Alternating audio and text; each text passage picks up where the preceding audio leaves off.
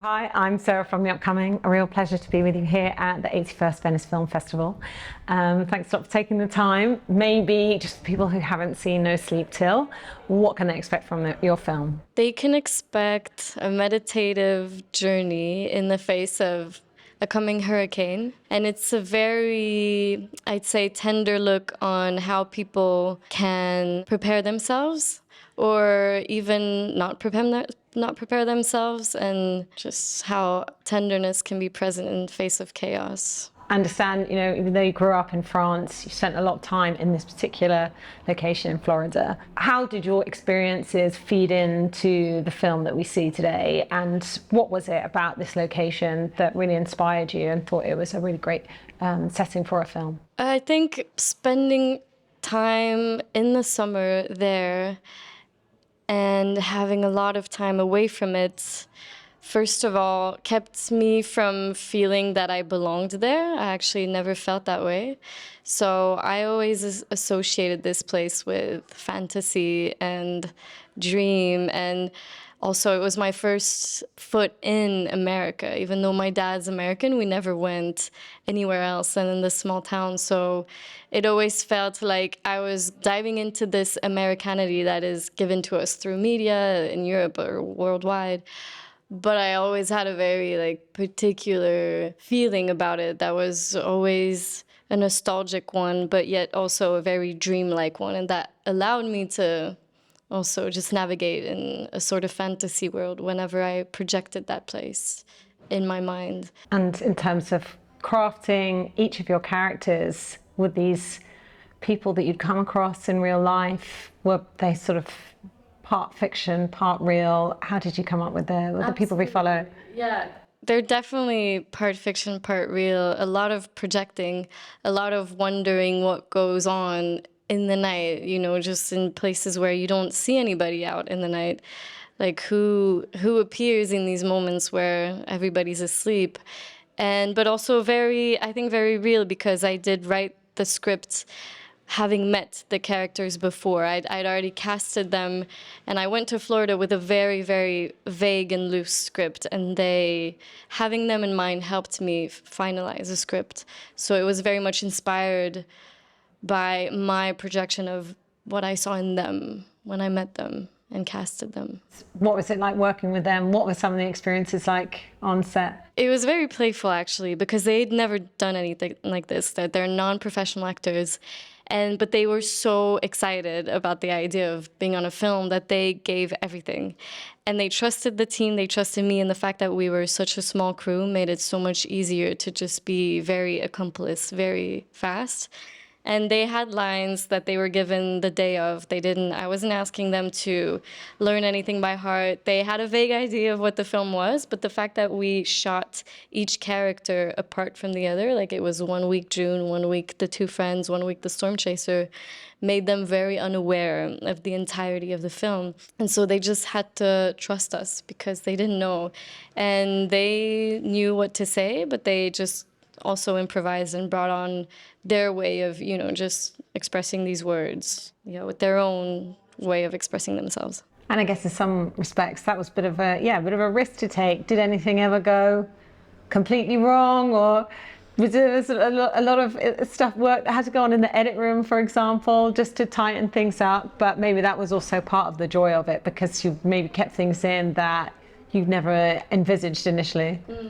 I have to say, I was very lucky. I think we chose the right people because they had this natural kind of casualness to them, all of them. The storm chaser was maybe the most nervous one, but the fact that he had to himself this argot of storm chasing, he could use that and use the specificity of that language. But there is one anecdote of the first day of shoot was the comedy scene where Mike does a stand-up comedy, and he arrived the day before, and he was supposed to do a comedy show about the beaches, which he doesn't know. He didn't know this place. He was the only person who wasn't from Florida. And I was like, all right, let's just give it to me. Let's be funny. And he was proposing jokes, and we came up with this very short skit before the first day. And then he had to actually face all these local people, kind of being somewhat ironic about the beaches, but also being a total outsider. So it was extremely challenging for him. And he's a performer, so he was able to, I mean, he's an onstage performer, so he was able to, I don't know, to have the strength to face that. But I remember I was terrified. I was like, oh my God, this is a hard situation for him, a kind of risky situation for the locals. I don't know how they're going to react to the show. And it turned out well, but it was a very stressful thing to dive into the shoot with, but it went well. And in terms of kind of the thematic considerations, I mean, obviously it's so specific to the setting, and it is, the fact that it's on the brink of a hurricane kind of adds to this feeling of like the precarious nature of it, the fragility of it, the wooden houses, that might not withstand. But you can take from it also something much more universal about sort of small towns, that economically sort of get carved out and sort of abandoned, or, all the process of gentrification. It's something that you can see the world over. So what do you think, the themes might be in that sense? Well, this town of Florida is very representative of gentrification at large in small towns in America. And it's happening before my eyes, before everybody's eyes, before the elder generation's eyes. And I did want to touch upon this subject of the old being replaced by the new, which is, to me, somewhat absurd and very complex because of how vulnerable this town is to hurricanes and to climate change and just to climate in general. Like, it's very hard to believe in a strength or something that is sustainable. So I wanted to show, kind of also with the two pool cleaners, that they allowed me to show the absurdity of trying to polish, trying to make it strong, when this town is just not, it's so vulnerable, actually. This speaks to coastal places, but the gentrification and just like the popping up of these mansions and erasing the old is, speaks to the world. I guess you could also bring quite a unique gaze to it, being someone who sort of knows that place like the back of their hand, yet technically kind of being an outsider and bringing also the European gaze, because there are fundamental differences, aren't there, between the kind of culture and society and even how old the place is as a country in comparison to places in Europe. So was that kind of an interesting sort of double-sided gaze to bring to it? Yeah, absolutely. I think having, a foreigner's eyes allowed me to also feel okay to speak of the place's alienation and how that shows to me in this town. And I think that if I'd belonged there, if I'd come from there, if I'd grown up there, I don't think I would have allowed myself to dig into these subjects. But I see and feel the alienation, and I love this place so much, and I see it as my playground in a way. But there also is this strange feeling and just strange lack of maybe connection that I've projected for so long onto this place, that I guess I wanted to work with both, like the love I feel for this place, the tenderness, and at the same time something that I'm longing for that I can't quite grasp. And maybe it is also from not having grown up there. Maybe the fact that I feel like an outsider enhances this, my kind of viewing of it as somewhat of an alienated place. And ultimately, what do you hope people will take away from watching the film? And I guess sort of spending some time in that place with these characters, being immersed in it, but maybe also going away with some broader considerations about, is this something that we are all passive to? And, we just, watch it happen in front of our eyes, or is it something we should have more agency over and, be wanting to protect places that we love? I think there is no moral to take away or no, we should or shouldn't do this. I want people to feel these characters' vulnerability, and I hope that the tenderness comes across. And it does speak to people who face the climate vulnerability maybe more so than others, because it speaks to people who are ready to see their hometown just be erased.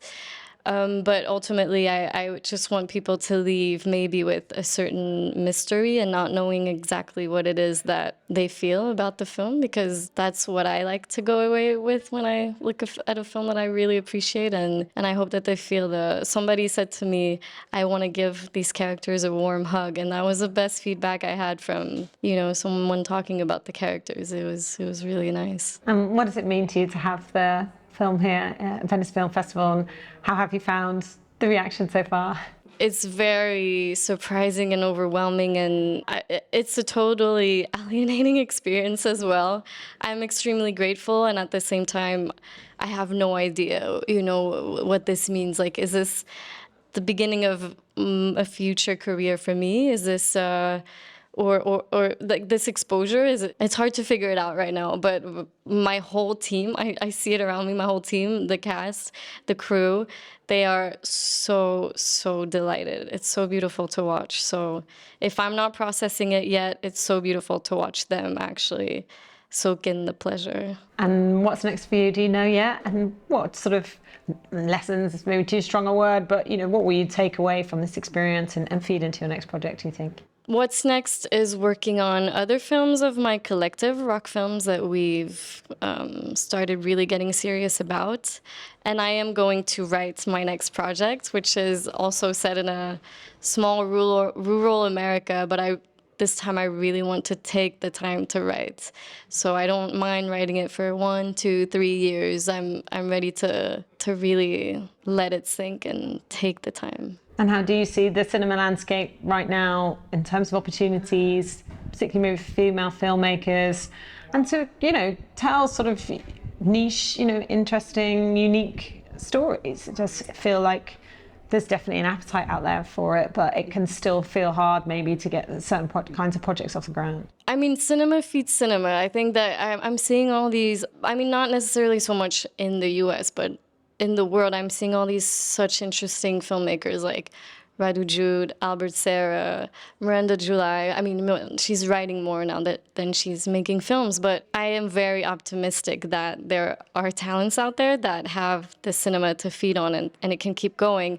I am scared of the fragility of that type of niche filmmaking. I don't expect to necessarily make a living out of these films, but I don't think I will change their intent for the same. So ultimately, I'm actually very hopeful. And in terms of being a woman making films, there too, I feel that there's more and more support and intention from production companies, distributors, really want to see films, not necessarily feminist films, but films made by women and that show women. I guess, again, having that sort of dual aspect on things, do you see a big difference in European cinema and American cinema? Or yes. Is it maybe when you go more art house in both places, you're going to see more similarities rather than looking at them both sort of more globally?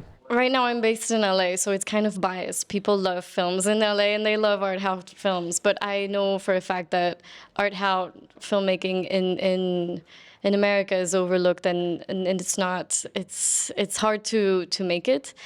Whereas in France, I feel the love for art house a bit more palpable, even in just the fact that there are all these theaters that are, surviving, and that there is an audience that is showing up. That's, I think it's very telling of the difference, but I think that I'm biased from living in LA. I need to spend more time around in America to actually know what the problem is, what's going on. Well, that's been wonderful. Thank you so much for sharing all that with me. Thank you so much. Congratulations on the film, and really enjoy the rest of the time here in Venice. Thanks a lot. Thank you so much.